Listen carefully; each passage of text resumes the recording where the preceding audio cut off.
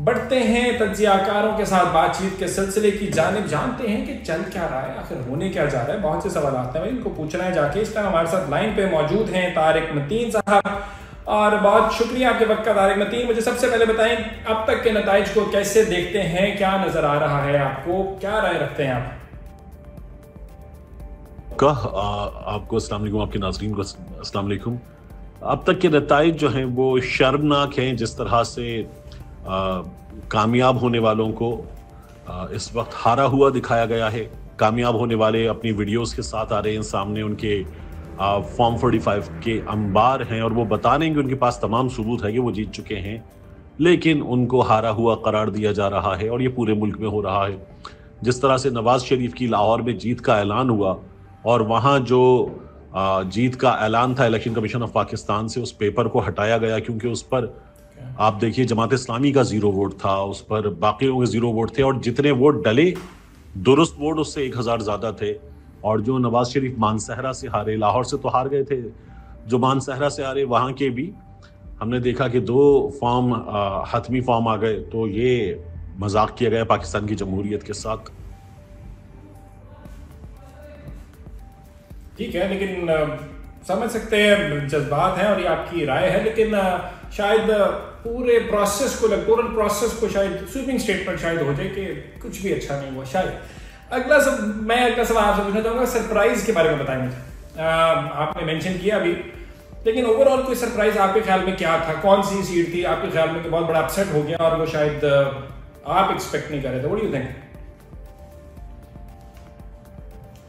जी, ऐसे कोई एक नहीं, बहुत ज़्यादा नताइज हैं, इसलिए कि जगह जगह जो जीतने वाले हैं उनको हारने वाला बना दिया गया। कराची में आलमगीर खान महसूद फिक्सिट वाले, उनकी जो जीत थी वो तकरीबन लाख वोट ले गए थे, उनके वोट बदल के सिर्फ 11,000 वोट कर दिए गए हैं। इसी तरह से आप देखिए कि ओन चौधरी जैसा आदमी जिसके गुंडों ने बैरिस्टर समीर खोसा को मारा है, तो वो आदमी जो है वो जिस तरह से वोट ले गया है, आपको हैरानी होती है। वहाँ 1 लाख की लीड से सलमान अकरम राजा जीत गए, उसको जीता हुआ दिखाया गया है। कैसरा इलाही, अब आप वहाँ देखें, वो नतीजा था कि जिसको अगर वो हार गई हैं, ये कहा जाए गुजरात में किसी रहने वाले शख्स से, तो वो कहेगा कि फिर अब आप तशरीफ़ रखिए जलते तवे पे ताकि मैं ये मान लूँ, वगरना ये मानना मुमकिन नहीं है एक आम आदमी के लिए। जिस तरह से इस वक्त हराया गया है, तो पूरे के पूरे पाकिस्तान में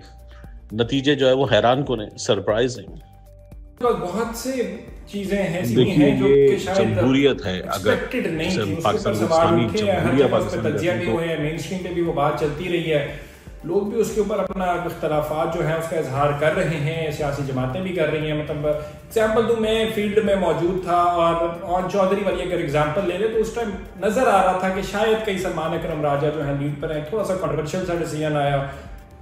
ख्वाजा आसिफ अली जो एक सीट था इस्लामाबाद के अंदर, अभी हम देखें तो इस्लामाबाद की जो नशिस्तें थी उसके अंदर भी मतलब कि काफ़ी हमने देखा कि एक डिसीजन था जिसके ऊपर एक सवाल या निशान था। ये तो मान सकते हैं। मुझे बताएं कि आगे बढ़कर इससे हटकर मुआशरे इस्तेहकाम नजर आ रहा है आपको? मतलब क्या ख्याल है आपको कि पॉलिटिकल स्टेबिलिटी आ जाएगी, इलेक्शन हो गए, आम इंतखाबात हो गए, हुकूमत आ गई, कोalition आ गई, अब क्या future, what does the future look like? देखिए, ये जमहूरियत है, अगर जिसे हम पाकिस्तान को इस्लामी जमहूरिया पाकिस्तान कहते हैं, तो of the people for the people by the people होती है जमहूरियत। तो अगर जमहूरियत है तो जमहूर के फैसले का एहतराम किया जाता है, उसी को तस्लीम किया जाता है। यहाँ नताइज बदल दिए गए हैं, गैर सियासी ताकतों ने काफ़ी कुछ बदल दिया है। इसीलिए आपने खैबर पख्तूनख्वा में गोलियाँ चलती हुई देखी, 4 अफराद के जान होने की इत्तलात आई।